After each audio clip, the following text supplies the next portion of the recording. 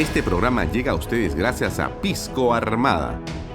Un pisco de uva quebranta de 44% de volumen y 5 años de guarda. Un verdadero deleite para el paladar más exigente. Cómprelo en bodegarras.com y recuerde, tomar bebidas alcohólicas en exceso es dañino.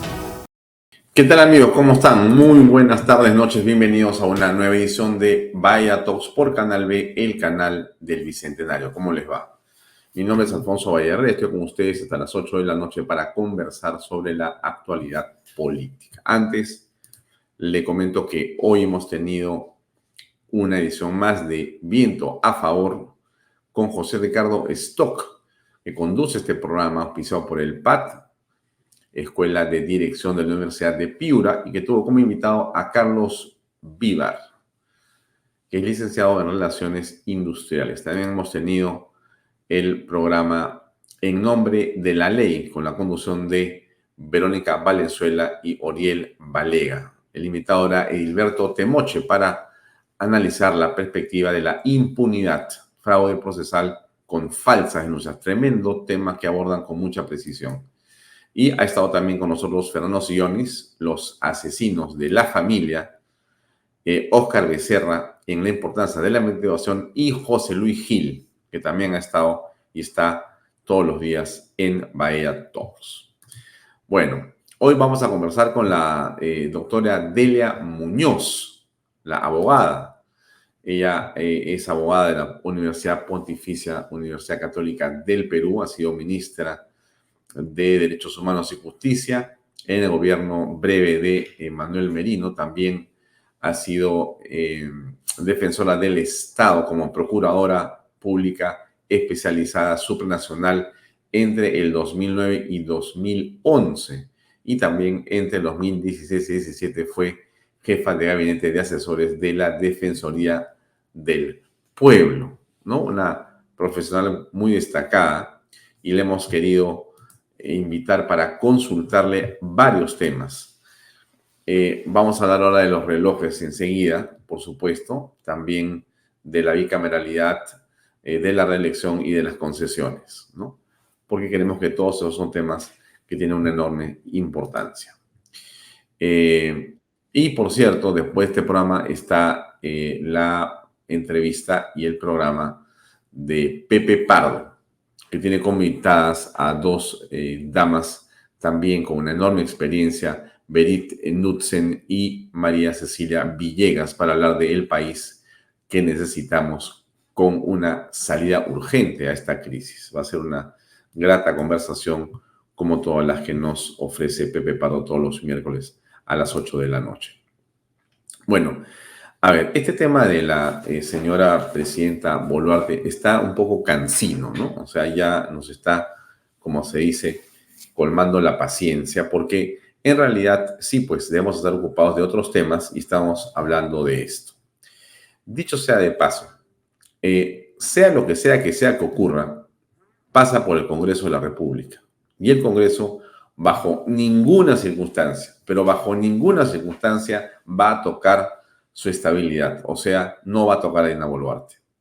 Porque si Dina Boluarte es vacada, ellos son vacados, y el Congreso tiene demasiados compromisos, como me refiero a los congresistas, tienen demasiados compromisos económicos, vía su sueldo y demás, como para dejar de poder por un asunto de carácter ético, ¿no? O sea, porque si lo hizo Dina o lo hizo o no lo hizo, mira, ya eso no interesa a estas alturas. Pero si ellos continúan poniendo caras o hablando de que Dina tiene que irse por los relojes, ellos se van a ir, y ellos, como todos sabemos, no hay forma que dejen el poder antes del 26. Ya lo han demostrado antes. Encima insisten o han propuesto una reelección en la que ellos pueden participar, cosa que nosotros estamos en desacuerdo, no porque todos sean malos congresistas. Lo hemos dicho aquí también, hay congresistas de primer nivel que podrían ser elegidos mucho tiempo, muchas reelecciones. No son más de 5, pero en realidad nos parece inconducente e inapropiado que ellos, en general, todos hayan aprobado, o los que lo han hecho, hayan aprobado una reforma para que ellos que están ahora en el poder puedan reelegirse, por dar la impresión. Claro, alguien me dirá, no, la que reelige es la población, el electorado. Por supuesto que sí, pero ellos se ponen en el bolo. Esa apuesta en el bolo, posible e hipotéticamente, si lo hacen, me parecería un contrasentido. Porque ellos han debido de aprobar la reelección para adelante, no con ellos. Entonces hubiera sido, sí, una apuesta por la democracia. Y quizás les hubiera hecho bien a ellos para volver en algún momento, ¿no? Más adelante. Pero hay mucha gente desesperada por el poder y por continuar en el Estado y no dejar de vivir, ¿no? Eso no estoy hablando de corrupción, por si acaso. Estoy hablando simplemente de que yo creería que lo mejor que han podido hacer es no participar en la reelección. Pero ellos han dicho, yo sí me puedo reelegir. Y además, yo también puedo ser senador, aunque no tenga 45 años. Basta que haya sido congresista. Cosa realmente, absolutamente desproporcionada. Pero en fin, eso es otro tema. Pero, ok, yo no creo que vaya a pasar nada con la doctora Boluarte. Podemos jalar la pita todo lo que queramos, pero el Congreso la va a proteger. El Congreso la va a blindar. Y esto termina siendo un distractivo. ¿De qué? De los temas que estábamos conversando antes. Los operadores políticos, los operadores en la Fiscalía, la propia Fiscalía, lo que estaba revelando el señor Villanueva ha quedado eclipsado, ha desaparecido, se ha evaporado. ¿Por qué? ¿Por qué entre la venida o no venida del señor futbolista Paolo Guerrero, entre lo que ha ocurrido, digamos, en temas irrelevantes, termina siendo ahora uno que todos volteamos a mirar, ¿no? Primero está las amigas del señor Otárola, está Paolo Guerrero que no quiere venir a jugar, después viene a jugar y ahora aparecen los relojes. Todos temas que tienen su importancia seguramente, pero que no pueden eclipsar los temas esenciales del debate político, aquellos que sí son trascendentes. Bueno, eso está ocurriendo. O sea, lo trascendente está quedando de lado, ¿no? Y bueno, cada defensa que uno escucha es peor que la otra, ¿no? Ahora escuchemos un poco lo que dicen algunos defensores. ¿Por qué? Porque mira, cuando uno actúa de mesa de partes o caja de resonancia de los medios de comunicación a los cuales reconozco todo el derecho de hacer una tarea investigativa. Está llamando a la Fiscalía mesa de partes de los medios. No, ¿ha pasado o qué ha hecho? No digo. ¿Cómo ha hecho la investigación? No, dígame usted. Ha repetido lo que, cuando uno lee la disposición que dice, ha repetido lo que dice el medio de comunicación. ¿Está mal eso? Me parece mal. ¿Por qué? Porque hay que, él no es una mesa de partes. No. O sea, él tiene que de alguna manera una calificación una pública y decir, un medio de comunicación como La Encerrona y dicen, bueno, hay que investigarlo. por supuesto. Y lo que se ha encontrado Pero en las antes de hacer relaciones como de la propia presidenta, del premier, de usted, es ¿para qué la investiga? No tiene por qué investigarla. Es un tema personal. No, Sí, hay que lo determinar mejor es todo cosas lo previas. contrario. Mira, te voy a decir nuevamente para que se entienda y espero que los televidentes lo entiendan. Yo también Cuando lo entiendo. uno investiga desde los relojes, uno cómo tiene que establecer la ilicitud de la existencia de los relojes, investigando de dónde sale el dinero Exacto, con el cual si se lo compra. quiere la Fiscalía. Listo. Entonces, ¿qué va a hacer cuando el único insumo que tiene es el reloj? ¿Qué va a hacer? Va a comenzar a averiguar todo el aparato estatal en dónde está el abuso del cargo. Que la señora presidenta entregue, ponga ahí los relojes sobre la mesa y diga, bueno, esto fue con esto fue un regalo, esto me lo compré Ella con esto. tendría derecho- Transparencia. No, ella tendría ¿Por qué es tan derecho. difícil? A ver, yo te digo lo siguiente: ¿yo por qué tengo que establecerme y someterme a ese tipo de situaciones? Lo que yo digo es lo siguiente: Porque la se forma como se presumen está de que investigando sí, éxito, pues. es el problema. Bueno. Si ustedes siguen la línea de este abogado, creo que políticamente va a eclipsar, va a destruir a la señora Boluarte. O sea, ¿por qué uno tiene que someterse a decir dónde tiene sus relojes o quién le compró su carro del año o cómo tiene en su cuenta tal o cual cantidad de dinero? Bueno, ocurre que estamos en un mundo de suspicacias producto justamente de los lavadores de activos, de lo que ocurre con las mafas enquistadas en la minería ilegal y demás. Y ocurre que una persona que pertenece al Estado y que recibe un sueldo de todos los peruanos y que nosotros le pagamos esa remuneración, está obligado a hacer y parecer transparente todo el tiempo. Eso es lo que quizá el abogado ha olvidado en el fragor de su defensa. O sea, él casi está diciendo, nadie tiene por qué estar diciendo de dónde vienen los dineros. No, no, no, disculpa, pero un funcionario público está obligado, no es que tiene, no puede, no, está obligado. Está obligado. ¿O no? A ver, escuchemos a alguien que sabe, ¿no? A ver. Absolutamente justificada esta apertura de indagación preliminar en contra de la Presidenta de la República por ya algunos indicios que acarrearon precisamente esta decisión fiscal. Tenemos la ostentación de los propios relojes, ¿verdad? La omisión de la declaración o el reporte de estos relojes también ante la autoridad competente y evidentemente el punto principal de sospecha, que es el ejercicio de la Presidencia de la República y los honorarios que percibe como tal, de cara a imposibilitar la sustentación de los costos que habrían acarreado estos relojes. Y es más, ¿no? Y hace poco la propia Fiscalía acaba de solicitar ya al presidente del Consejo de Ministros que le envíe la información, no solamente de los relojes, sino además de los honorarios que percibe como tal Dina Boluarte, es decir, como presidente, si estos podrían de alguna manera justificar los gastos de los relojes. Así es que eventualmente la presidenta incluso en las diligencias puede negarse a declarar, pero la naturaleza propia del delito de enriquecimiento ilícito hace que el imputado, en este caso ya la investigada Dina Boluarte, tenga que justificar la procedencia de estos relojes. Sí. Más claro imposible, ¿no? O sea, tú tienes que decir cuánto ganas y cómo has comprado esos relojes. Es una discusión absurda esta, pero, o sea, la defensa del gobierno es penosa. Y los llevan de un lado. A ver, otro abogado que nos dice algunas cosas importantes. Yo creo que sí. Porque no estamos hablando de cualquier... Una pregunta de Milagros, a ver. Doctor Lamas Puccio, ¿Dina Boluarte está en problemas por su reloj? Yo creo que sí. Porque no estamos hablando de cualquier reloj. Estamos hablando de un bien que tiene un valor económico particularmente significativo. En segundo lugar, porque... Nadie tiene $15,000 en la muñeca, ¿no? Para un reloj. Así nomás. Así es. Si tú tienes $15,000 para un reloj, se supone que tienes que tener fondos significativos para otro tipo de actividades.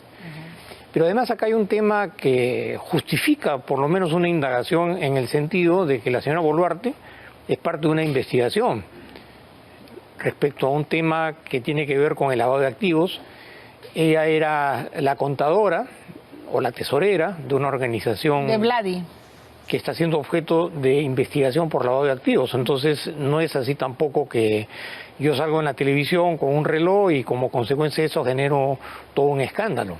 Claro, ella ha dicho que no va a contestar más preguntas porque son de índole personal. ¿Qué le dice usted a la presidenta? No pueden ser de índole personal, primero que todo porque ella es la primera mandataria del país. Ella tiene la obligación funcional, ética y moral de ser absolutamente transparente en este tipo de gestiones en relación a un hecho que podría ser resuelto inmediatamente diciendo sí, efectivamente, acá están las facturas. Claro, me los compré adquirido de esta manera, ¿no? La adquirí con este fondo económico y se acabó. Sin embargo, esto se está prestando cada día a mayor cantidad de interpretaciones. Ya que la bola crezca, ¿no? Y no es así también de que la noche a la mañana hay una rapidez para indagarla, al contrario. Cuanto más rápido se resuelve este tema, mejor para la señora Boluarte.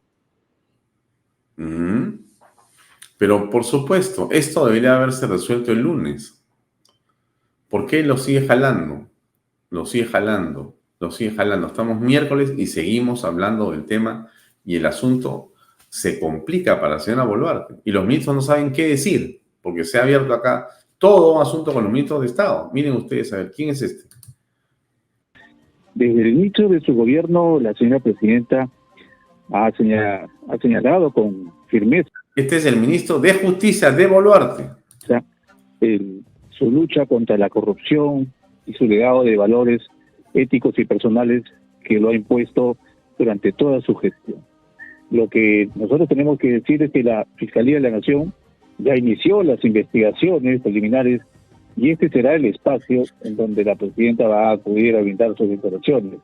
Este es un tema que consideramos también que se debe resolver con prontitud en el marco del debido proceso. Sin embargo, es pertinente también conversar con ustedes que el gabinete considera y confía plenamente en la honestidad de la presidenta de la República, y hay un mensaje que es importante que también que todos los peruanos y peruanas escuchen, de que y que tengan la completa seguridad de que la presidenta actúa y actuará siempre con honestidad y transparencia en su vida pública como en su vida privada. Bueno, en fin, a ver, ¿qué dijo la ministra Jania Pérez de Cuellar? A ver, escuchemos, por favor. Bien, bien interesante. A ver, acaba. Hemos conversado entre nosotros, hay un respaldo del gabinete a la presidenta.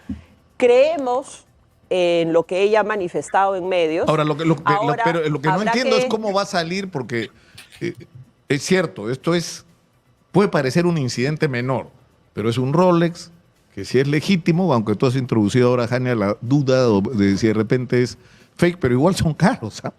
Un reloj Rolex falsificado puede valer $2,000. ¿Sabes?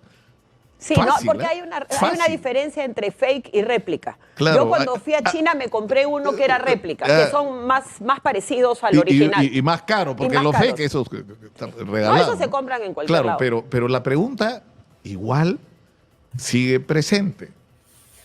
¿Te lo regalaron o lo compraste? Si lo compraste, ¿de dónde salieron los $14,000? Si te lo regalaron, ¿por qué recibiste el regalo y a cambio de qué?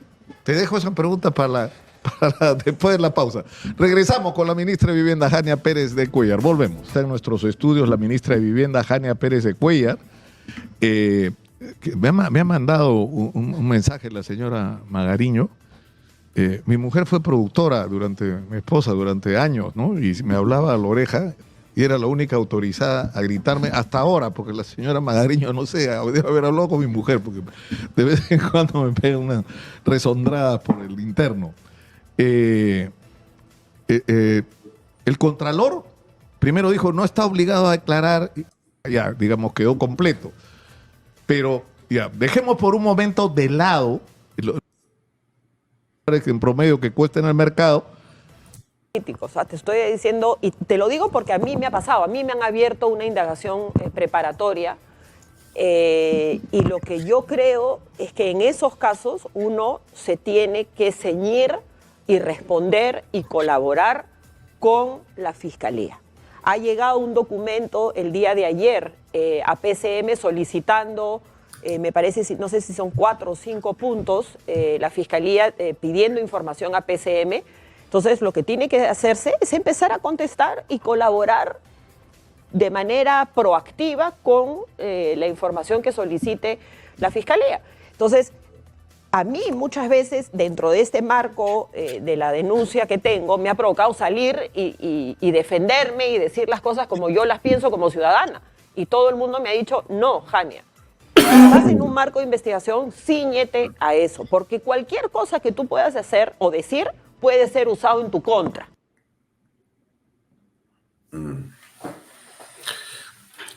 Bueno, miren, yo creo que hay que actuar con prudencia y con calma, pero aun sea lo que fuere que vaya a ocurrir, en el fondo el Congreso de la República, que tiene en todo caso la iniciativa para poder iniciar un proceso de acusación que termine en una vacancia presidencial por el tema de los relojes, aun cuando se pudiera descubrir que los relojes tienen un origen digamos, que está basado en una corrupción o en coima o un pago de un favor o como fuere que sea, cosa muy difícil, pero imaginemos que sea así.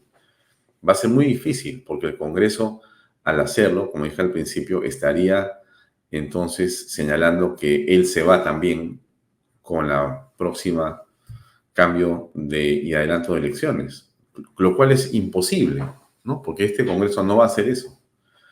Y tampoco se daría el caso de que si es vacada la señora Dina Boluarte, vaya a ingresar el actual presidente del Congreso y se quede por más tiempo. No puede tampoco. Tiene que convocar elecciones inmediatamente.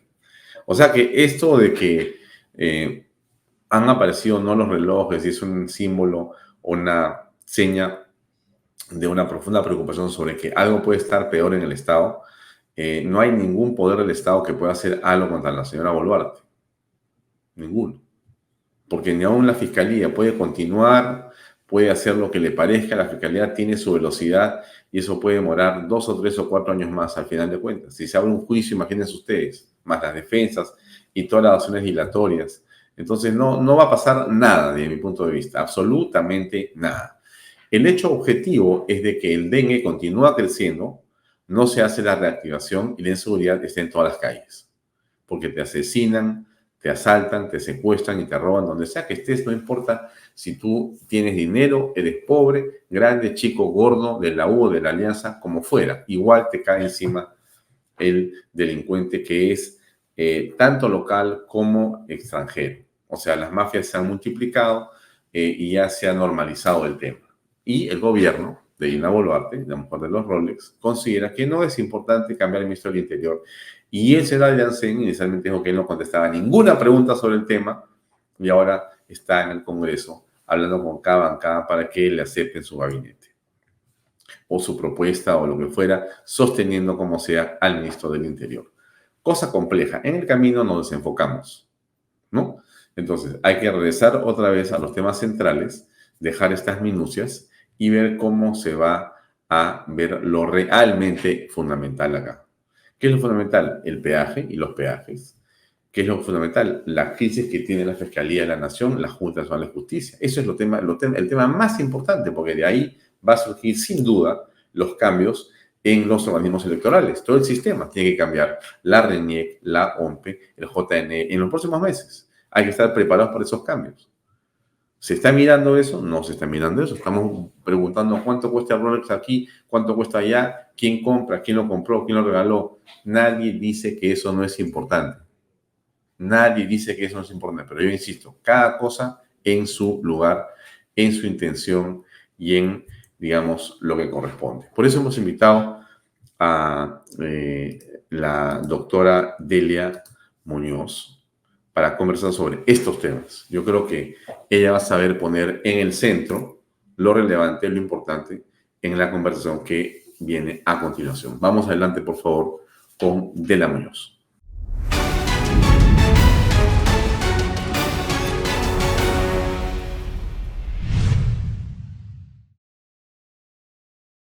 Bien, amigos, estamos en la entrevista de fondo.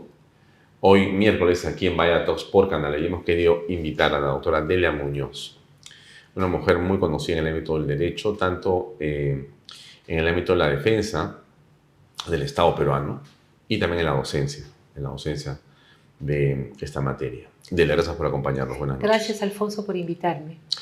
Para conversar sobre la coyuntura, no sé si la palabra es jurídica o política, pero déjame entrar por un lado que podría ser un poco raro, pero que nos va el público a entender claramente a qué nos queremos referir después. Bueno, los reyes, ¿no? O las reinas, digamos, hemos leído la historia de los reyes, y los reyes actuales también, en España, en Europa, bueno, tienen joyas y tienen bienes, ¿no? Nadie discute si alguien se lo regaló de repente o por qué lo tiene, ni cuánto puede costar, y nadie duda sobre los bienes que puedan tener o no. Pero estamos en tiempos distintos, ¿no es cierto? Durante cientos de años, siglos en realidad, hemos avanzado hacia estados de derecho, ¿no? La sociedad se ha ordenado de otra manera y busca básicamente poder gobernarse a través de instituciones que sean muy transparentes.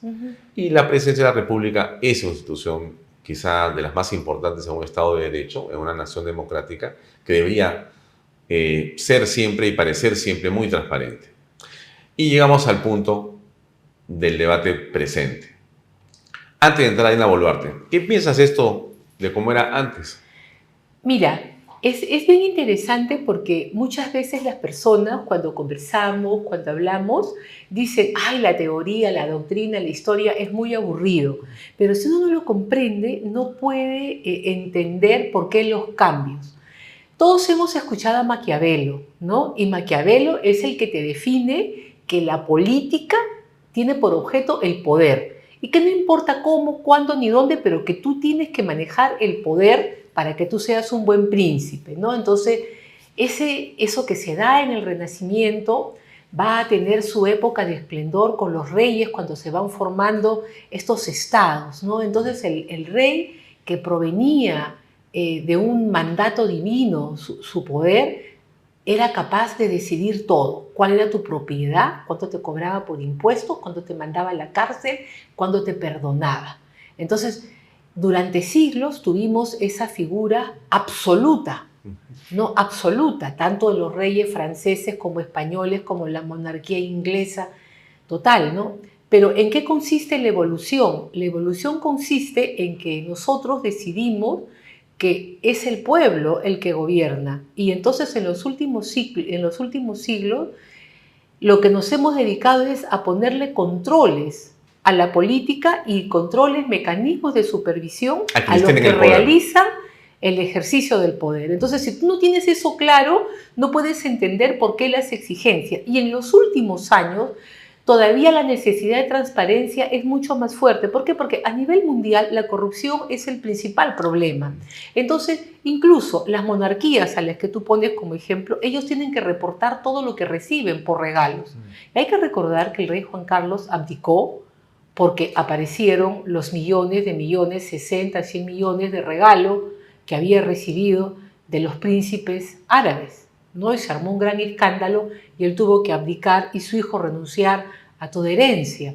En Estados Unidos, el presidente de la República, los secretarios de Estado pueden recibir presentes hasta en un determinado monto, $50, $60, pero si es una joya, si es un regalo, lo tiene que declarar. Y no solamente lo declara, sino cuando acaba la función, lo tiene que entregar al Estado. Hay un registro en la Casa Blanca detallada. Hay un registro en la Casa Blanca de todos los regalos que pueden haber recibido la secretaria de Estado, la esposa del presidente, y se señala con claridad qué cosa es lo que decide. ¿Por qué? Porque es la transparencia. Estás manejando poder, o sea, siempre llegamos a este día primigenia del manejo del poder. Entonces, en los últimos años todavía es mucho más cuando empezamos a hablar con lavado de activos por la presencia de la economía ilegal. Entonces en el mundo se desarrollan una serie de principios y de pautas que van a estar englobadas dentro de lo que se llama el derecho penal preventivo, ¿no? Entonces yo quiero saber qué tienes tú cuando entras a la función pública para que cuando la ejerces tú salgas y puedas demostrar con total transparencia que no te has enriquecido de ella. Entonces, es por eso que los funcionarios públicos están obligados a presentar declaraciones de bienes, a señalar qué cosa es lo que procede, a indicar con quiénes se reúnen. Pero ahí, Delia, hay inmersa una presunción, siempre hay una sospecha. Claro, por eso que se habla del derecho penal preventivo o derecho penal del enemigo, que estoy presumiendo que tú estás mal. Claro, entonces, una persona que está en el ámbito privado y que pasa al sector público podría decir, pero yo no tengo que estar diciendo todo lo que yo he ganado, ni todas las cosas que tengo. ¿Por qué tengo que estar informando esto? Al contrario, diré lo menos que pueda para que no me estén molestando. Es un error. Tú puedes pensar así y puedes pensar como quieras, pero las leyes te obligan a que tú tienes que presentar una declaración de bienes y rentas que está regulada en una norma, tiene un reglamento y que además el ente que la supervisa es la Contraloría General de la República. Y el resumen de tu declaración de rentas se publica cada 6 meses en el Diario Oficial del Peruano.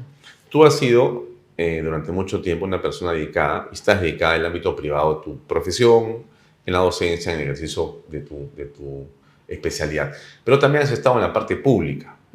Cuando has sido funcionario público, cuando el Estado pagaba tu sueldo, cuando requería tu trabajo, tú has tenido que hacer una serie de declaraciones y llenar formularios para poder informar sobre tus bienes en detalle y hasta dónde llegue esa información.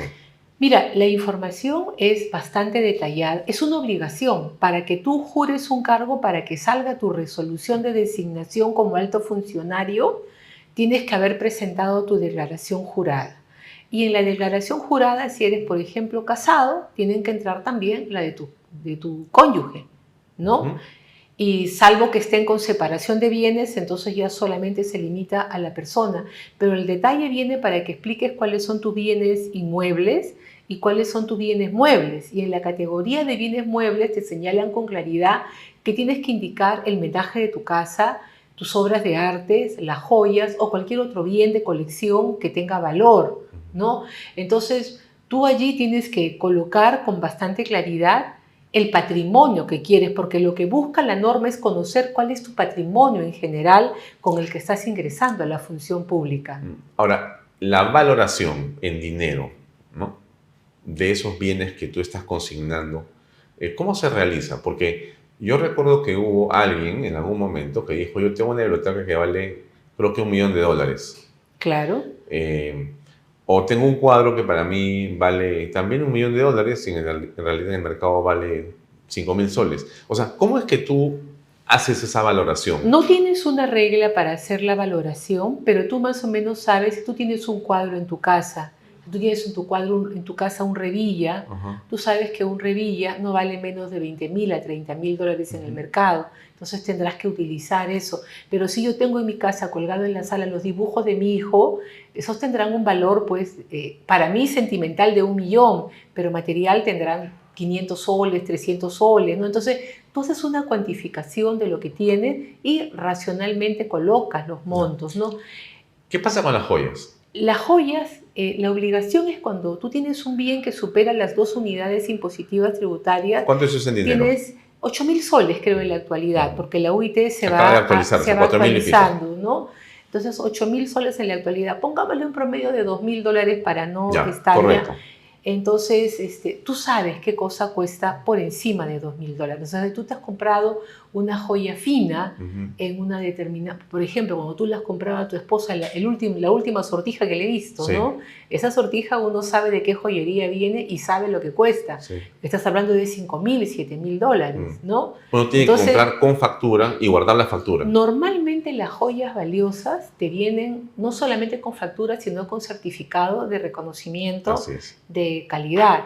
O sea, si es una joya, tú te compras una esmeralda, te va a venir no solamente con la factura, sino que más importante es el certificado de calidad. Si tú te compras un reloj Cartier, te viene con un número de código. ¿Y por qué? Porque esos relojes vienen con garantía de por vida. Entonces, y en cualquier lugar del mundo en el que tú estés. Ahora, también hay carteras que cuestan muy cara y que también tienen un código dentro, una forma en la que esta cartera es reconocida y tú puedes ir a cualquier tienda del mundo cuando se te malogra o se deteriora, ¿no? Entonces, este circuito de las cosas de lujo es un circuito que está muy regulado y por eso que en todas estas normas de transparencia se exige un monto mínimo para que tú declares por encima qué cosa es lo que posees en esa materia de lujo. Puedes tener joyas que vienen de tu abuela, de tu bisabuela, un regalo que te hizo el esposo del cual no tienes, pero es público y notorio que tú las tienes, ¿no? Entonces todo el mundo sabe, tú allí puedes declarar que es una joya de familia. Además, en estos últimos tiempos suelen haber evidencias fotográficas de las cosas que tú puedes utilizar.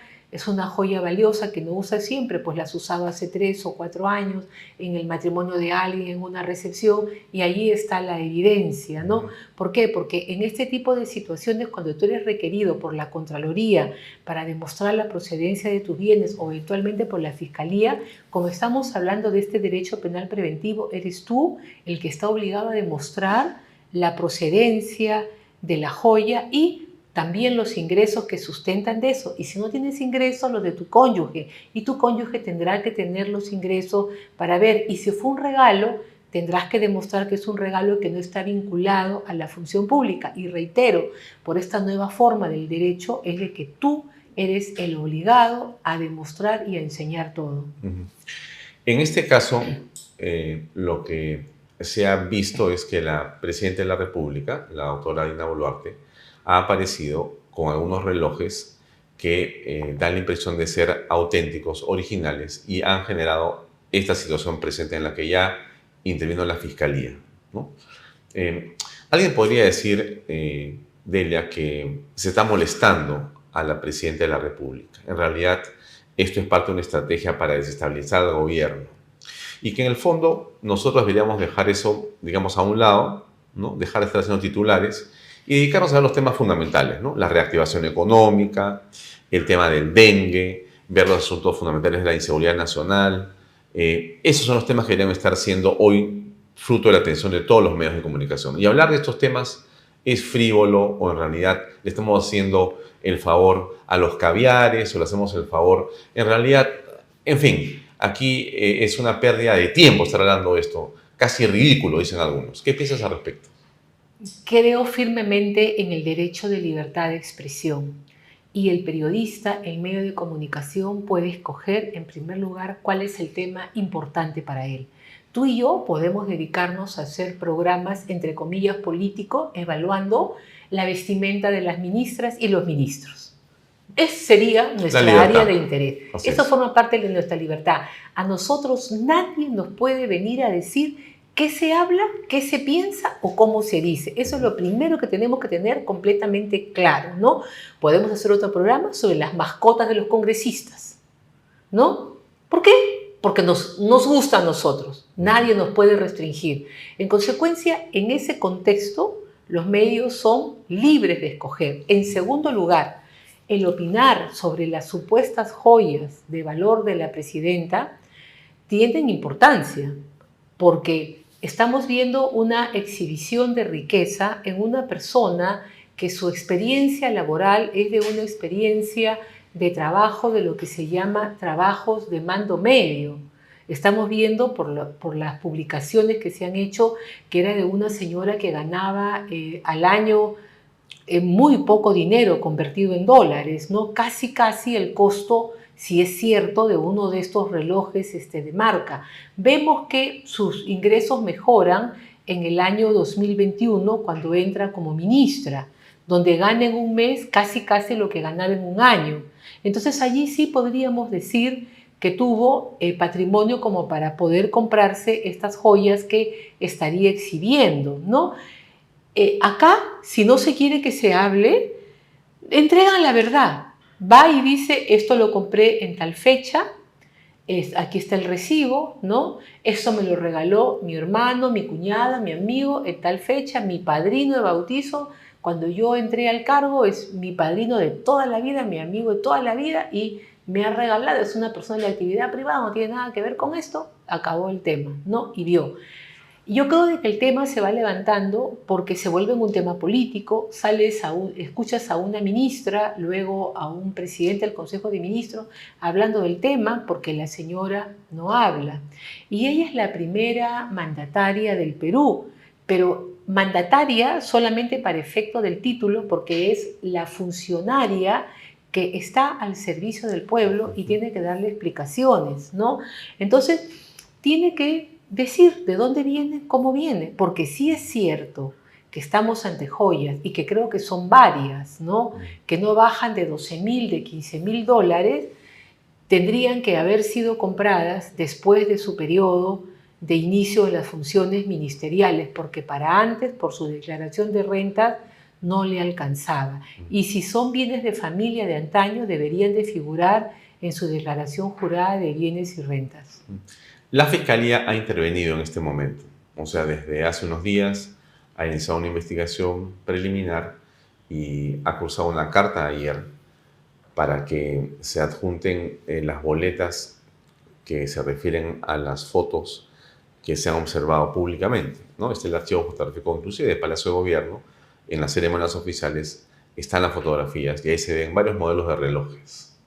Algunos podrían ser seguramente relojes que uno podría comprar en cualquier tienda local, pero otros sí claramente tienen aparentemente esta marca Rolex y son modelos que según los que conocen claramente de los diferentes modelos de esta marca, señalan que son inclusive actuales, es decir, no son modelos de hace 15 años o 20 años, sino son modelos de hace 2 o 3 años, porque Rolex también, como todo, va sacando modelos y el que conoce la historia de Rolex o de Cartier o de las carteras a las que has hecho referencia o de algún artículo de lujo sabe que tienen cierta, digamos, nueva versión, ¿no? Que son algunos de los que tendría la señora presidenta.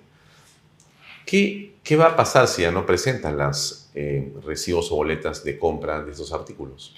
La Fiscalía va a continuar con la indagación y lo que hemos escuchado que se está invocando es que esta causal no se encuentra dentro de los supuestos constitucionales para formular una denuncia penal, ¿no? Pero sería muy penoso que lleguemos a una crisis política por esto. Creo de que los asesores de la señora presidenta le tienen que decir, uno, si son ciertos esos relojes o de repente porque hasta hemos pensado que hasta pueden ser bambas, ¿no? Como se dice aquí en el Perú, tú sabes de que nos encanta comprar todo lo que parece pero que no es. Y eso sí tienen un precio muy asequible, ¿no? Para poder comprar. Pero yo considero de que acá lo que le están pidiendo a la presidenta es un gran acto de transparencia, ¿no? Es un gran acto de transparencia y que no tiene que molestarse por esa solicitud, por ese pedido, porque si las cosas están claras, uno entrega nada más la documentación y va y está viendo, ¿no? El silencio de ella puede agravar la crisis política, ¿no? Y allí sí, en una situación de gran tensión política con un país que está en crisis, esto puede ser como un detonante para algún tipo de solución política que no nos guste, ¿no? Entonces, ¿tú consideras que si no se produce esta transparencia, si no se produce esta entrega de documentación que sustenta la compra de esos bienes, podríamos terminar en una crisis ¿qué cosa podría tener como consecuencia? ¿La salida, la renuncia, la vacancia de la señora Dina Boluarte? Mira, el pueblo está molesto, nosotros somos parte del pueblo, estamos molestos porque venimos de una recesión económica, en las familias se ha perdido empleo, no hay empleo, la canasta básica el año pasado subió mucho, está caro todo, entonces las personas en general estamos molestas y cuando vemos que los individuos que acceden al poder, en vez de estar dedicándose a hacer las tareas de su competencia, caen en el tema de la frivolidad, eso enerva aún más, ¿no? Entonces, esa crisis política, social, se va a ir ¿a dónde? Se va a trasladar hacia los operadores políticos que van a tomar probablemente esa bandera. Y la señora puede ser desde que se le pida la renuncia hasta que se intente una vacancia por algún tipo de incapacidad o que la fiscalía presente una acusación y se busque algún tipo de interpretación para esta salida. Mira, cuando uno lee la historia política y la historia de los conflictos estallan no por los grandes temas, los conflictos estallan por los más mínimos gestos. Los grandes conflictos comienzan por una situación inesperada que genera un efecto no pensado, no previsto. Y normalmente el que está en el poder a veces se obnubila. Entonces acá hay que tener mucha tranquilidad, mucha paciencia, exhibir, tener muy buenos asesores que arme su esquema de respuesta y que enseñe pues lo que tiene, ¿no? Vamos a ponernos en una hipótesis, porque has mencionado al principio un hecho que creo que es finalmente lo que nos preocupa a todos. Tú has, en tu explicación sobre por qué es que estamos en procesos donde los contratos sociales, la Carta Magna, la transparencia, es un acuerdo general, ¿no? Has dicho que eso preocupa más todavía porque hoy tenemos la voz de activo, tenemos casos de corrupción gigantescos, hay una medida legal creciente en el país, hay una serie de hechos que son muy preocupantes. Todos estos, digamos, actores políticos, me refiero a los mineros ilegales, las mafias en general, buscan infiltrar al poder. Y la señora Dina Boluarte pertenece a un grupo político que fue la que los llevó al poder al señor Cerrón y al señor presidente que está detenido, el señor Pedro Castillo, que ha tenido una relación difusa, no todavía esclarecida, con ciertos grupos en general, ¿no? Hay inclusive investigaciones donde también ella está inmersa por lavado de activos, por la campaña presidencial que pasó, justamente por quien era uno de sus compañeros en la fórmula presidencial. O sea que hay, digamos, una relación o una situación de cierta perspicacia obvia, o sea, y aparecen los relojes. Entonces, todo el mundo salta y dice, oye, aquí, perdóname, ¿no? No es que tú seas el dueño de la sacristía, seas el sumo pontífice y te estamos molestando, sino, ojo, había una situación anterior, estás en un gobierno bien complicado, eras ministra 18 meses de los que estuvo Castillo y ahora eres presidenta y aparecen los relojes. Salas, que ha sido ministra con ella, ha dicho algo hace unas horas. Él dice, ella ha estado sentada conmigo todo el gobierno de Pedro Castillo, a mi lado como ministra de Estado. ¿no? Era el ministro de Trabajo, creo. Yo nunca le he visto un Rolex. Yo le he visto un reloj de plástico.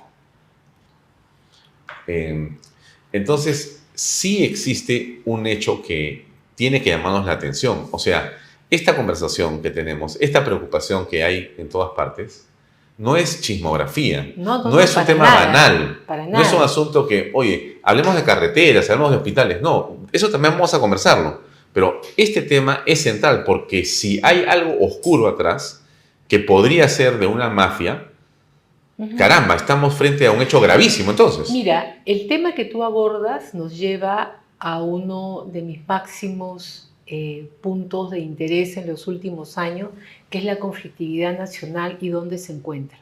Entonces, somos un país que tiene conflictos latentes y conflictos vigentes todos los días. Y una de las grandes causas de los conflictos es la corrupción que genera la economía ilegal. La economía ilegal en el Perú es una realidad. La economía ilegal tiene principalmente dos grandes fuentes. La de los mineros ilegales, que no intentan copar, sino que han copado, copan y seguirán buscando copar el poder político. Se acaba de publicar una norma con una transitoria que lo que hace es beneficiar a minería ilegal, no minería informal, entre comillas, ¿no? Entonces, y luego somos el segundo país productor de cocaína.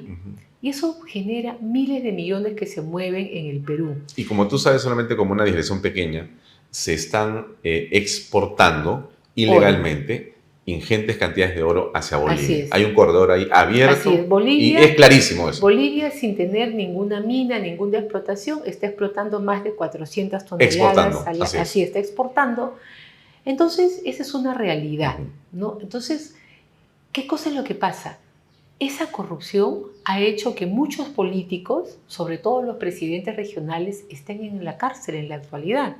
Y tenemos además muchos alcaldes también cuestionados. Se acaba de condenar al señor Álvarez, claro, después de 10 años, que es un exceso, pero por corrupción. Tenemos al señor Acurio en Cusco condenado por corrupción, al señor Adubiri condenado por corrupción, es gobernador de Puno, el de Arequipa, el señor Cáceres Yica también. Entonces, esta realidad de la corrupción de las personas que entran para usarse del poder y que de repente están en alianza con economías ilegales no es una chismografía en el Perú, es una realidad.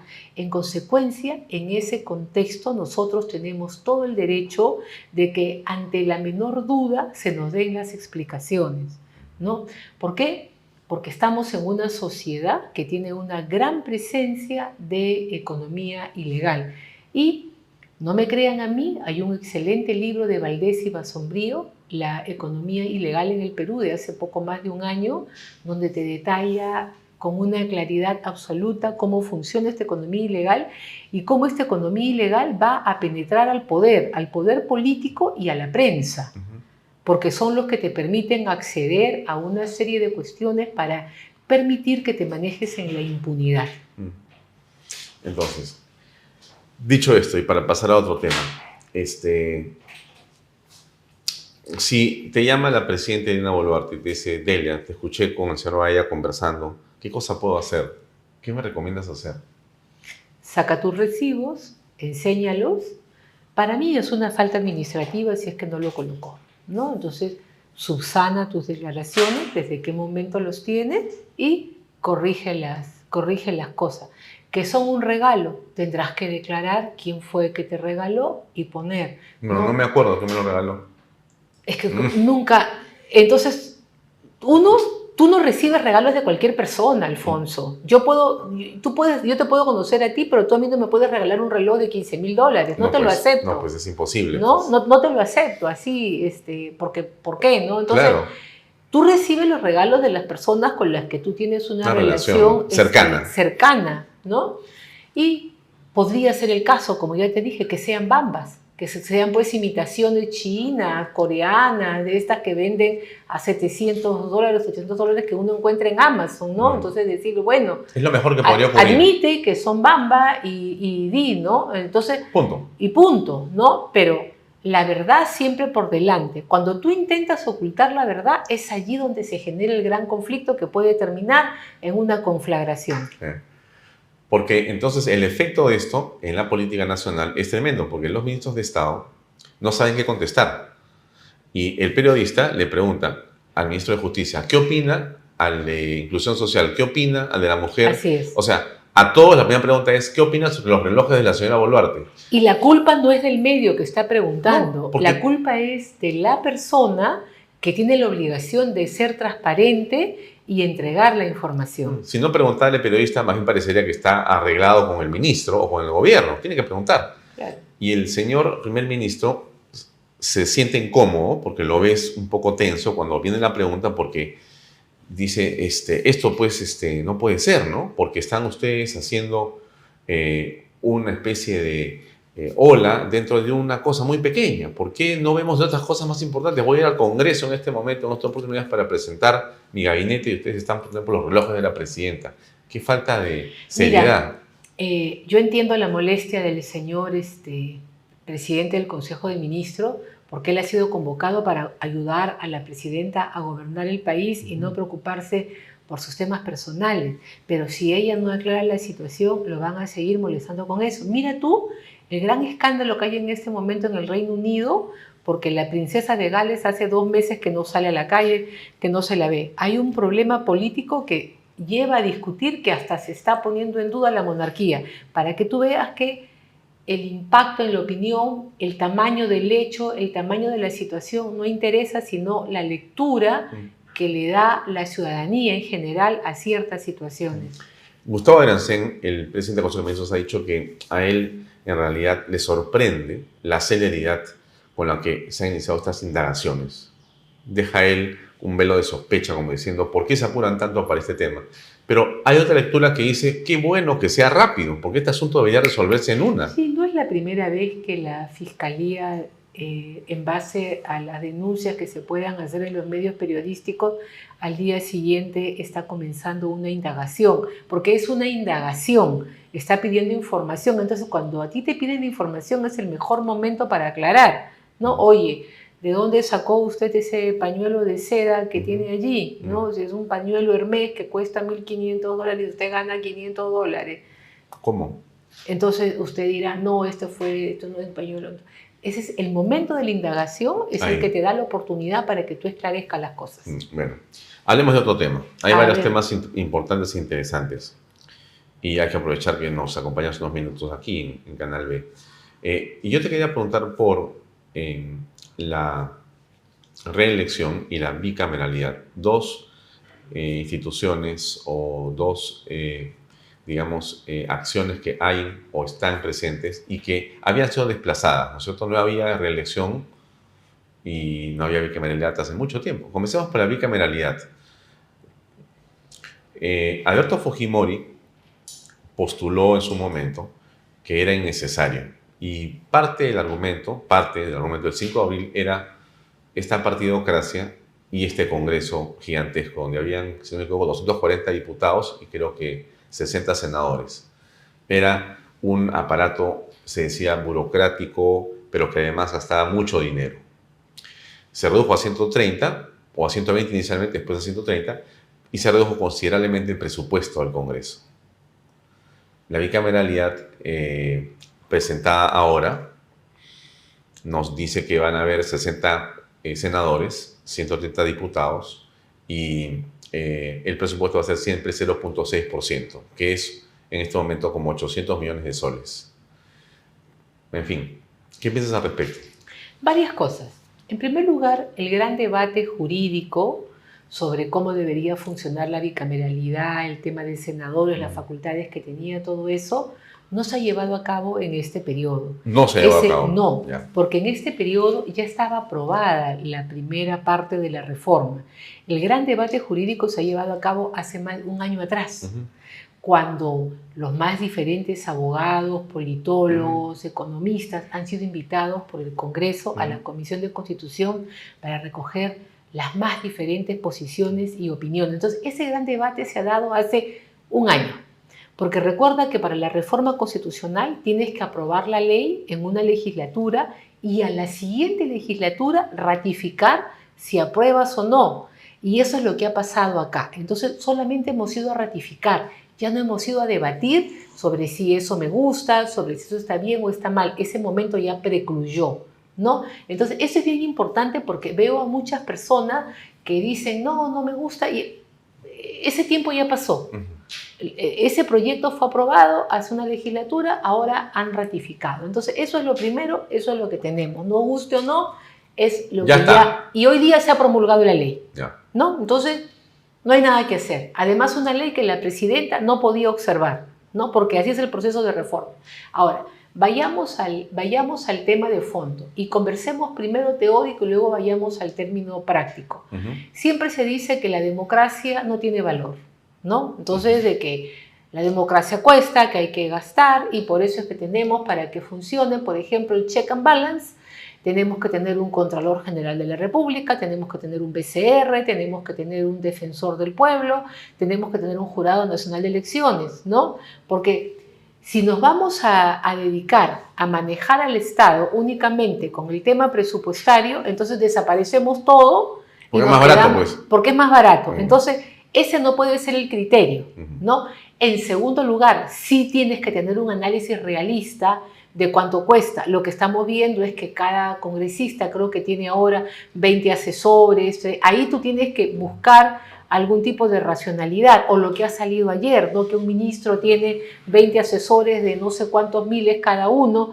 Entonces, allí sí tienes que hacer la crítica, pero en el caso concreto. Pero no por eso vas a decir, anulemos los ministerios y nos quedamos únicamente con el Canciller, Ministerio de Justicia y Ministerio de Defensa. Y todos los demás desaparecen porque está costando mucho. Podíamos ir a esa interpretación, ¿no? Entonces, aquí mucho cuidado a la hora de hacer el análisis. En segundo lugar, a mí sí me parece interesante la bicameralidad, pero la bicameralidad por sí sola no funciona. Hay que poner también a un costado que la bicameralidad implica que tengamos a personas apropiadas, tanto en diputados como en senadores, ¿no?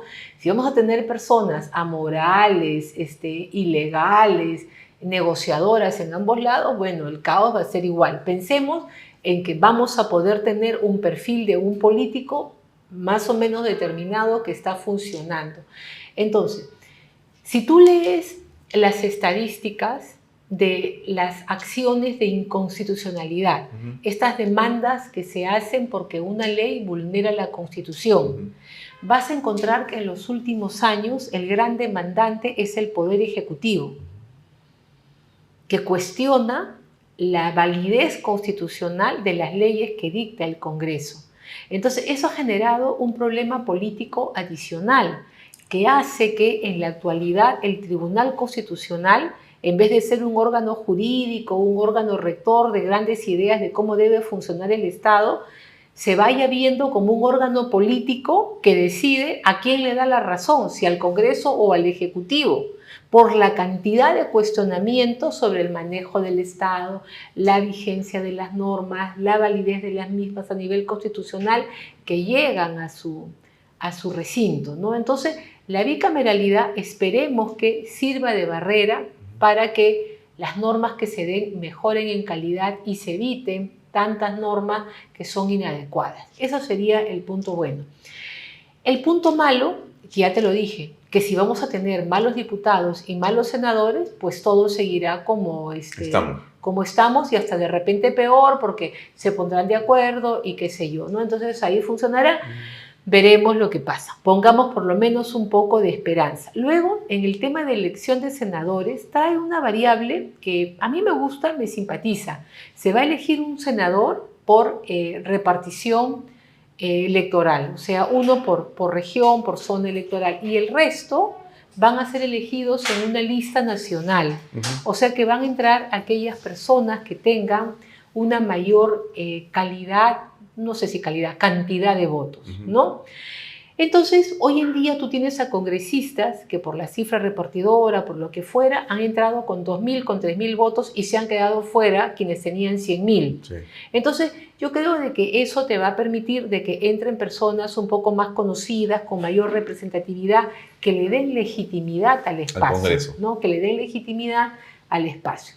Luego viene el tema de la repartición de funciones. Todo el control político se le deja a la sección de diputados, el cual también va a tener que manejar el asunto de la confianza, pero la confianza se retira del primer informe que tiene que hacer el presidente del Consejo de Ministros al Consejo y se regula que la confianza tiene que ser pedida o tiene que ser retirada en forma expresa, corrigiendo un poco lo que hay en la actualidad. Y luego, a nivel de senadores, va a quedar la elección de altos funcionarios y también lo que es la procedencia o no de las acusaciones constitucionales, entendiendo de que al ser personas un poco más grandes van a tener capacidad de pensamiento.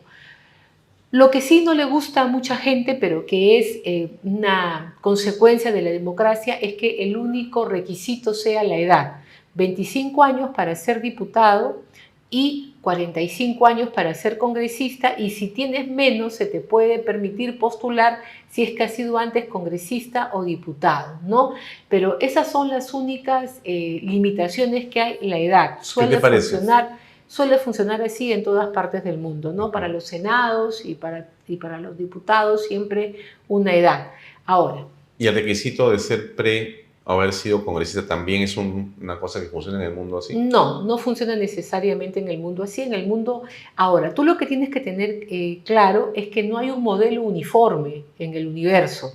Los modelos electorales y los modelos políticos toman grandes rutas y luego cada país establece cómo funciona, ¿no? Hay reglas tácitas y reglas escritas, ¿no? Por ejemplo, hay países en los cuales es fundamental que para que tú seas político, por ejemplo, hayas hecho el servicio militar obligatorio, ¿no? Que es lo que se ve como una persona comprometida con la patria. Entonces, hay diferentes cuestiones, pero la edad suele ser Para senadores siempre hay la edad. Para senadores siempre hay la edad. Ahora vamos al tema de la reelección. Así es. ¿No? El tema de la reelección, hoy en día estamos con un Congreso que no te pide experiencia previa y que el nuevo tampoco la va a pedir, ¿no? Pero anteriormente teníamos reelección.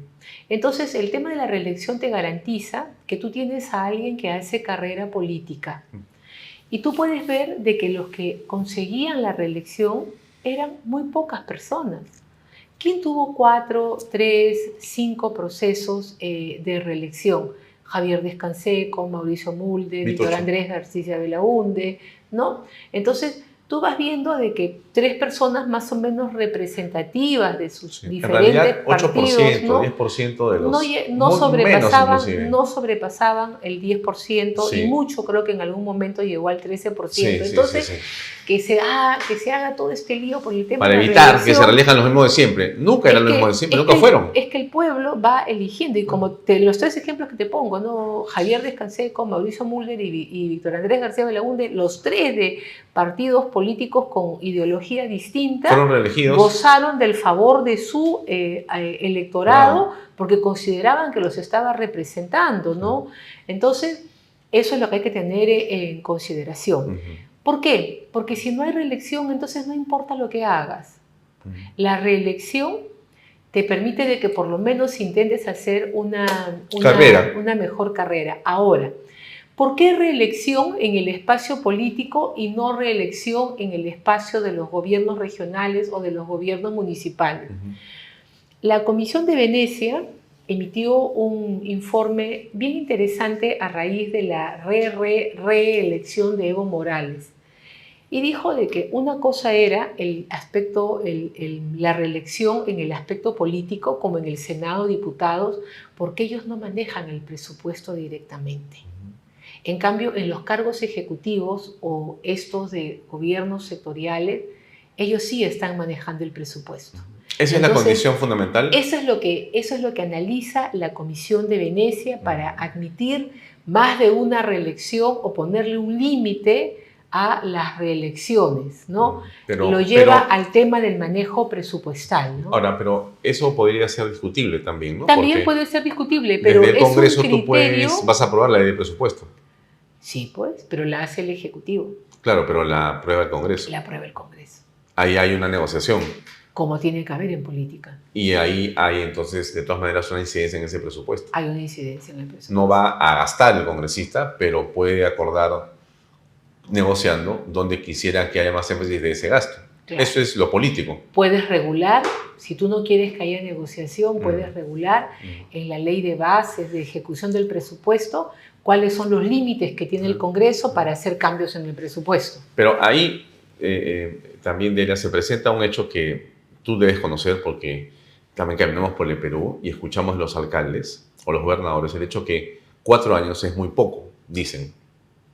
Y se los pueden reelegir a ellos con votos, porque no pueden continuar una obra 4 años más. Que los reelijan una vez, que es la sugerencia de la Comisión de Venecia, ¿no? Es posible. Para ese tipo de cargos, una reelección. Para los cargos políticos, como los que integran los parlamentos, los congresos, puede haber reelección indefinida, ¿no? Nada más, o sea, sería el único caso. Y como te digo, es bien interesante porque este tema se analiza mucho a la luz de lo que está ocurriendo en el mundo, ¿no? Y la necesidad de contar con una clase política también con experiencia, ¿no? Y lo estamos viendo en nuestros distritos con los alcaldes, ¿no? Hay distritos que tenemos la suerte que han entrado alcaldes con experiencia en gestión política, pública, y vemos que marchan mejor que aquellos que tienen a una persona que por primera vez se acerca al manejo estatal, ¿no? El ejemplo, vamos a poner el ejemplo de Surco, que es donde estamos, Canal B, yo vivo en Surco, y por lo menos lo que yo veo con respecto del alcalde Bruce Techito es una gestión que funciona mejor que las anteriores. No sé si será óptima, pero por lo menos en el parchado de pistas yo le pongo un dedo arriba a Techito. Yo también vivo acá en Surco y nosotros estamos viendo cómo una persona que está haciendo gestión la sentimos. Entonces los ciudadanos nos sentimos contentos, satisfechos con la gestión que está realizando, ¿no?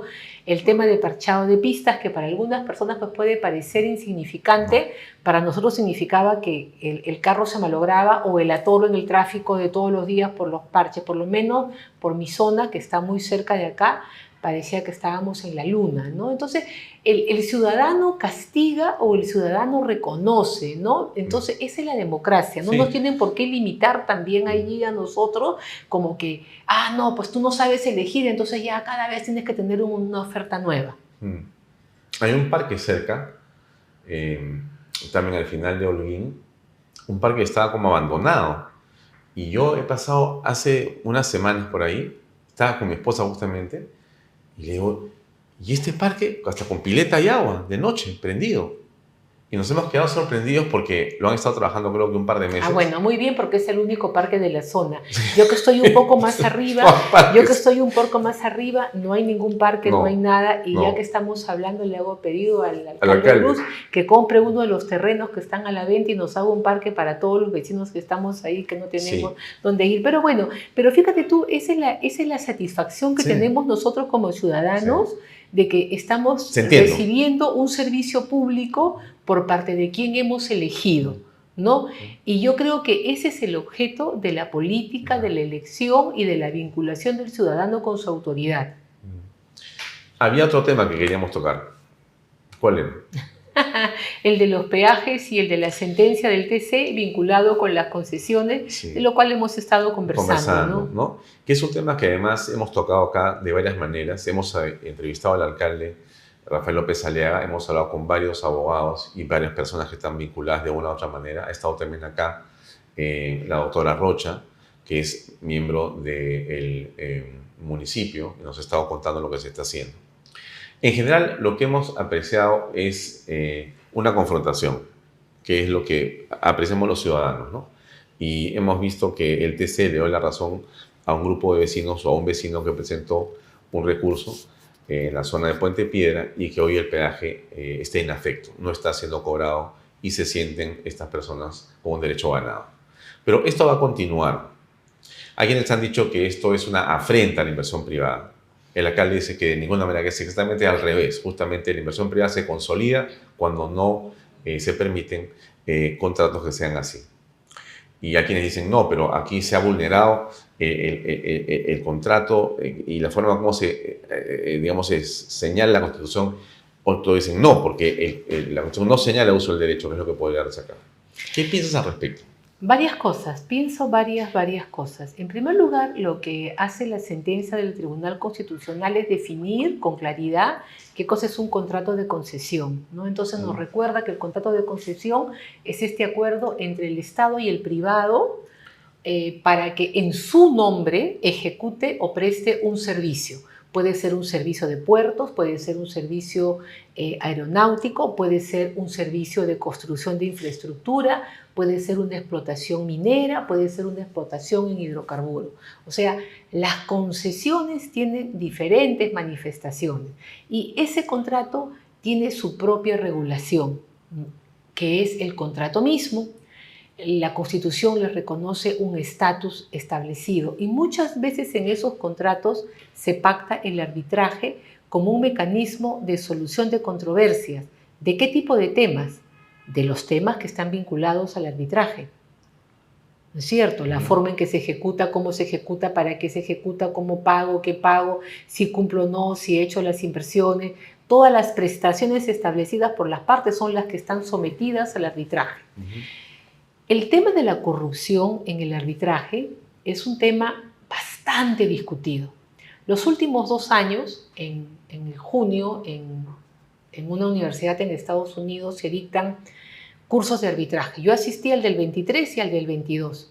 Y en los 2 módulos de arbitraje internacional, arbitraje, el gran tema era la corrupción.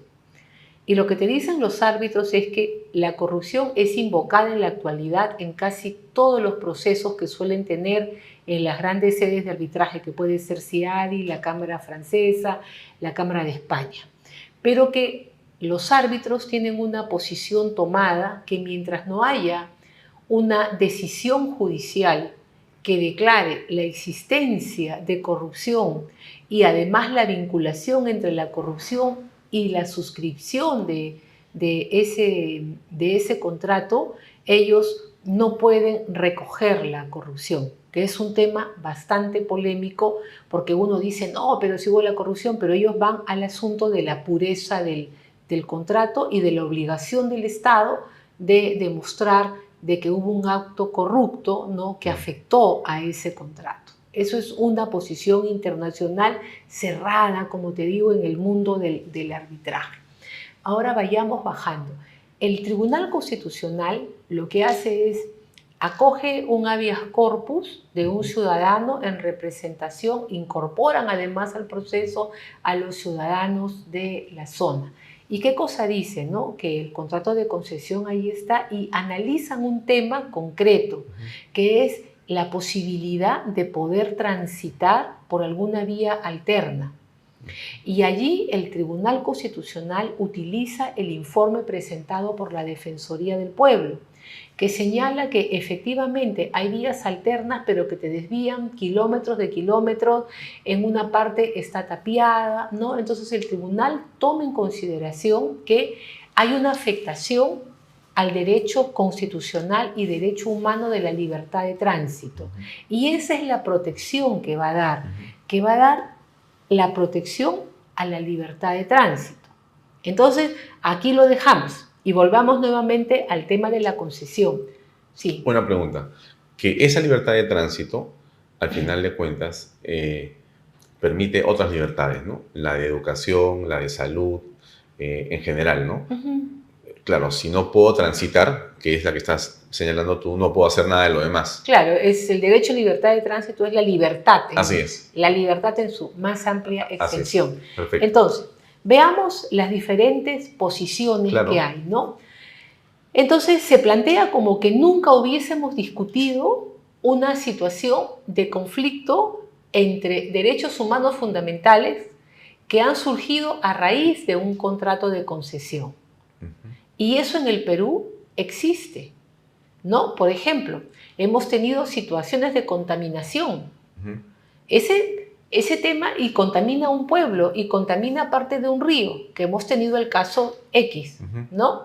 Entonces, ese tema lo voy a discutir en el arbitraje, en la Cámara de Comercio, en la Cámara de París o no, no lo vamos a discutir en el arbitraje, porque es un tema de afectación de la aldea, ¿no? Entonces, ese tema se discute en otro ámbito. No podemos llevar, si la comunidad afectada dice, no, esta relación es una concesión que está afectada y está sujeta a las normas del CIADI, entonces vamos a plantear un reclamo ante el CIADI, no lo van a aceptar, porque le van a decir, no formas parte de la relación, ¿no? Entonces, y esa controversia entre derechos humanos, producto de una concesión, es un tema que... interno. Ese es un tema que corresponde al Estado peruano atender y resolver. Eso no entra en contradicción con la seguridad jurídica, el contrato, no entra en contradicción absolutamente con nada. Estamos viendo... El TC fue la vía correcta.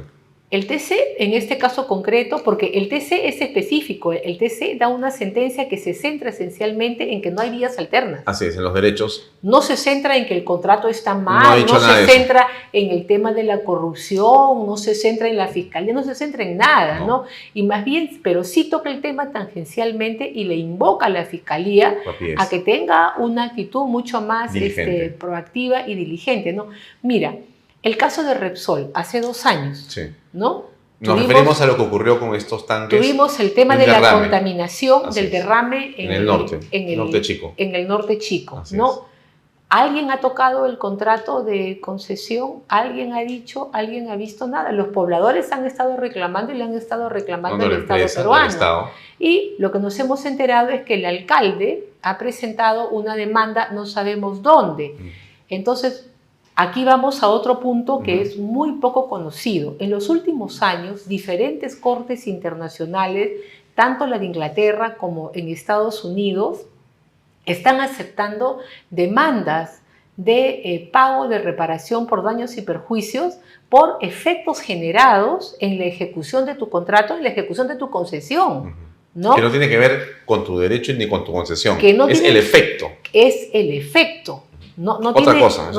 Nada que ver, no tiene nada que ver y son casos que están terminados y ganados, sobre todo en las Cortes de Londres hay 3 casos. Por los afectados. Por los afectados y de hechos ocurridos en Perú, ¿no? Y hay uno que está en trámite en Delaware, que han hecho remisión a Perú para que en Perú establezcan la indemnización, le han dado un plazo de 3 años y si en 3 años no arreglan, el juez de Delaware reasumirá la competencia para establecer la indemnización y la reparación que le corresponde. Entonces, yo creo de que se mezclan las cosas, Un tema es, por ejemplo, ¿no? Suponte que nuestro alcalde decide ampliar el tren y cierran esta calle que tenemos acá abajo y nos ponen un muro y nosotros no podemos pasar. Entonces tú para ir a tu casa tienes que irte hasta la carretera central, entrar por la parte de atrás que te lleva a Manchay y poder llegar. 1 hora, lo que me tomará 3 minutos. Entonces tú vas a cuestionar la carretera, el tren, no. Tú vas a cuestionar a la municipalidad, al derecho, tu derecho. O sea, ¿qué me das a mí? No puedo cruzar acá. ¿Qué me das a mí? Claro. ¿No? Entonces, ahora, este tema de los derechos fundamentales en torno al tema de vamos ya avanzando en el tema de los peajes o no, también en el mundo hay diferencias de tratamiento. Tú vas, por ejemplo, a Venecia. En Venecia, que es una ciudad que recibe miles de turistas al día, entonces todo es caro, incluyendo el transporte, porque te mueves en lanchas que van por el agua. Entonces, tú tienes 2 colas, la de los turistas y la de los venecianos. ¿No? En la de los venecianos no hay cola y además pagan 1 euro. En la de los turistas hay una larga cola y pagan 8 euros. Así es. ¿Por qué? Porque se está privilegiando la libertad de tránsito y de las personas de esa ciudad, que no tienen por qué verse afectados por el incremento que genera el turismo, ¿no? Y así podemos seguir con una serie de ejemplos. Hay una diferenciación. El local no se va a ver afectado. Así es, ¿no? Incluso, en el tránsito ni en el precio. Ni en es el curioso, tránsito, ¿no? Las 2 cosas. Así es. O sea, su libertad para poder hacer o deshacer, en realidad está casi como la tenían siempre, ¿no? Más allá de que haya mucho o poco turista, ellos siguen igual, no tienen mayor problema. Y fíjate, ahora, el tema de los efectos colaterales en las poblaciones que están en los alrededores de las zonas de concesión o zonas de contratos que están sujetos a convenios de arbitraje internacional. Hace unos años asesoré a un alumno, Diego Sánchez, que trabajó sobre problemas que vivían las comunidades indígenas en el mundo derivadas de concesiones y cuyos temas se habían discutido ante el CIADI. Y yo fui la asesora y luego esta investigación la convertimos en un artículo publicado en Chile en el año 2021, en el que hablábamos de la necesidad de que en los arbitrajes se previera el use standing de los pueblos afectados por estos daños colaterales, ¿no? Y analizamos todos los contratos de concesión que habían sido llevados al CIADI donde había una afectación a comunidades de pueblos originarios, un tema muy concreto, ¿no? Entonces ahí analizamos mucho. Esos temas no se pueden discutir en el arbitraje. Esos temas los remiten al derecho nacional. Pero tú te quedas como ciudadano, entonces ¿quién me protege? Tienes que ir a reclamarle al Estado, ¿no? Es el Estado el que tiene que encontrar la solución. Ahora, si la solución de suspender el peaje era o no la mejor medida, eso ya lo podemos discutir, podemos hablar, podemos ver, se pudo haber hecho una calcomanía, se pudo haber hecho un registro, se pudo haber creado un plazo especial, se pudo haber dado un plazo para que muy rápidamente construyan una zona de salida, pero esas son responsabilidades de alguna autoridad o están establecidas en el contrato y tendrán que implementarlas para poder pedir que se revierta esa situación declarada por el Tribunal Constitucional, ¿no? Bueno, entonces, digamos que en este caso podríamos concluir, Delia, que no existe una afectación a la inversión privada. Para nada, porque el contrato de inversión está continuando. Lo que el tribunal está haciendo es proteger a la población vinculada, ¿no? Pregunta, si este mismo argumento se utiliza en otros peajes, posiblemente tampoco va entonces a afectar la inversión privada, sino a igual razón, igual derecho, posiblemente. Porque el Tribunal Constitucional lo que te está diciendo es que tienes que tener la vía alterna. Eso es en buena cuenta. Porque fíjate que el que también es declarado, entre comillas, responsable es la Municipalidad de Lima en la sentencia. Entonces es la Municipalidad de Lima la que tendría que establecer cuáles son esas vías y en función a eso, en ejecución de sentencia, pedir que se deje sin efecto la orden decretada por el Tribunal Constitucional, ¿no? Porque no recuerdo con exactitud, pero dice algo así como que esto se mantiene hasta el cumplimiento de tal condición, ¿no? Que hay una sentencia, ¿no? El problema está en que el CIADI, que solamente ve el tema de la relación cobro-pago, no ha declarado de que se está incumpliendo, ¿no? Con lo cual, el Estado, que siempre es el que da la cara, porque el Estado responde por ti, responde por el privado, responde por el público, responde por todos, se encuentra en una situación delicada que lo debe llevar a trabajar muy rápidamente en solucionar las formas de que los pobladores gocen de libertad de tránsito, ¿no? Pero es un contrato complicado, ¿no? Es un contrato complicado. La forma como se dio, lo que hemos conocido en la declaración de la señora Villarán de la Puente cuando dice que efectivamente ella aceptó los dineros para hacer la revocatoria y para su campaña, dice que empresas se lo dieron, las empresas han reconocido que le dieron. Sí. O sea, todo eso es algo que afecta. Pero por eso yo te digo esta referencia a estas dos experiencias seguidas con los árbitros más importantes del mundo, ¿no?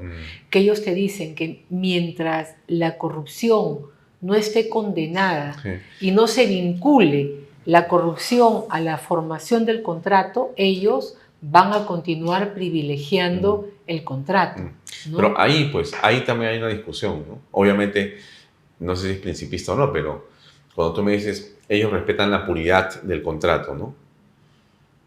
Sí, pues, pero la puridad del contrato, la esencia del contrato, es uno, como tú has definido claramente tú, en que el privado acuerda con el Estado recibir una cantidad de dinero a través de la concesión para dar un servicio, ¿no? de manera equilibrada, equitativa, ¿no? Pero ahí ya entras. Pero ahí viene pues la corrupción. Pero ahí ya entras a analizar, o sea, la viabilidad de los términos económicos pactados en el contrato, que sí los puedes discutir en la vía arbitral. O sea, de que lo que tú me has puesto es una cláusula onerosa, de que tú me has puesto cuestiones que no se justifican, que no tienen correlación, que te permiten una ganancia que no lo estamos ejecutando. Eso sí ahora, se discute en el contrato, sí. Pero por la esencia misma del contrato. Ahora, o sea, no necesitas llamar a la corrupción a la mesa para discutir esos puntos del contrato que tienen una serie de cuestionamientos técnicos. De acuerdo. Pero la corrupción le agrega un componente bien grave, ¿no? Pero es responsabilidad del Ministerio Público y del Poder Judicial de no haber condenado. ¿Cuántos años han pasado? 10, ¿no? Bueno, y el proceso no ha comenzado. Y Ministerio Público tiene 6, y Poder Judicial, ¿qué son? Son Estado. Sí, y eso puede demorar mucho tiempo más, ¿no? Es un problema muy grave. Es un problema, pero como te digo, son diferentes piezas. Y la pregunta es, ¿quién lo paga? ¿Quién paga? El Estado es el que va a pagar siempre todo. Acuérdate de que nosotros, el Estado es esta entelequia, claro, pero, el Estado es esta entelequia que responde por todo. El Estado es parte, es ve y claro, mira, ¿no? O sea, somos los ciudadanos que vamos a pagar. Somos los ciudadanos los que vamos a pagar estas malas decisiones. Por eso es la importancia de votar bien. Por eso es la importancia de votar bien y la importancia de tener un sistema judicial independiente y que pueda funcionar de una manera adecuada. Porque todos los grandes problemas que estamos viendo y toda la agudización de los conflictos es porque el sistema constitucional de solución de controversias, que es Poder Judicial, no funciona. Porque los grandes mecanismos, las grandes inversiones van al arbitraje y ahí les van a dar la razón. O sea, la empresa que tiene la concesión, el Tribunal Constitucional le habrá dicho, por este lado no pagues porque estoy beneficiando a los trabajadores, pero por el otro lado ante el CIADI ya obtuvo un fallo que le dice, el Estado te tiene que pagar a ti, ¿no? Totalmente. Entonces, el Estado tiene que tener medidas apropiadas para ir tomando en cada caso, ¿no? Muy bien. Delia, gracias por acompañarnos. Ha sido una gratísima conversación, creo que muy ilustrativa. El público que nos ve te lo va a agradecer por todo lo que nos has comentado y nos has ilustrado. Gracias por esta conversación. Muchas gracias, Alfonso, por invitarme a complicar de temas que a veces parecen abstractos, pero hay que conocer la racionalidad, ¿no? Muy bien. Gracias nuevamente. A ti las gracias. Amigos, eso es todo por hoy. Nos vemos hasta mañana. Buenas noches. Este programa llega a ustedes gracias a Pisco Armada. Un pisco de uva quebranta de 44% de volumen y 5 años de guarda. Un verdadero deleite para el paladar más exigente. Cómprelo en bodegarras.com y recuerde, tomar bebidas alcohólicas en exceso es dañino.